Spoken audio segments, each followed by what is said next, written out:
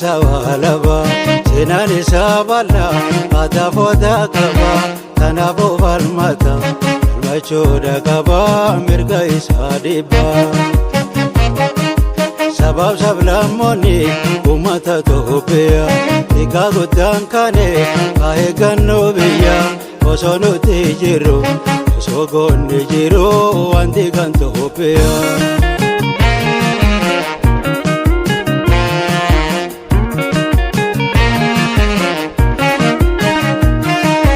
Goonni Oromoodha qabsoo isaatti fufee didda gabrummaadha dhaadate gahalafee battalaanii marsee dhawetee aleelee ol gahee geeraree onnee isaa tolee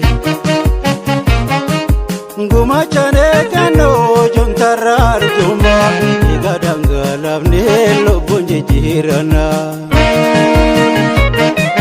Gumachaan eeggannoo kantorraa arjummaa dhiiga dhangalaafnee lubbuun jijjiirannaa.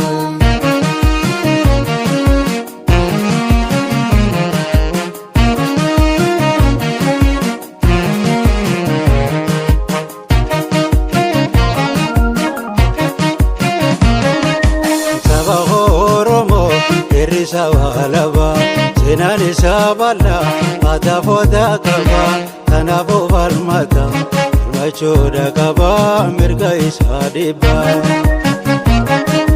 sabab sablammoonni uummata Itoophiyaa xiqqaa guddaan kaane haa eeggannoo biyyaa osoo nuti jirru osoo goonni jiru wanti kan Itoophiyaa.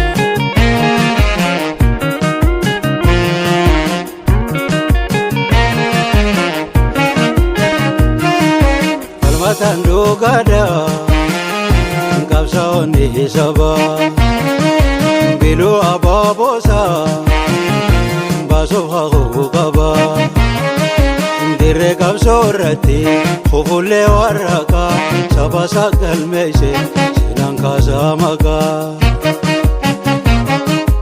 osoo lallee garuu biyyattiin haallannu xiqqaa guddaan kaanee qawwee haa hidhannu.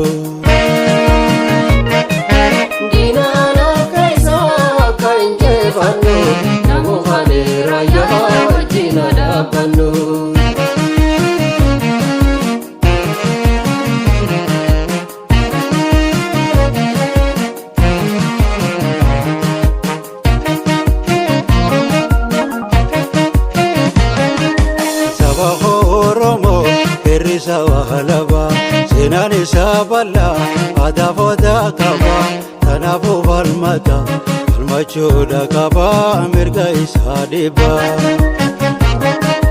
sabab sablammoonni uummata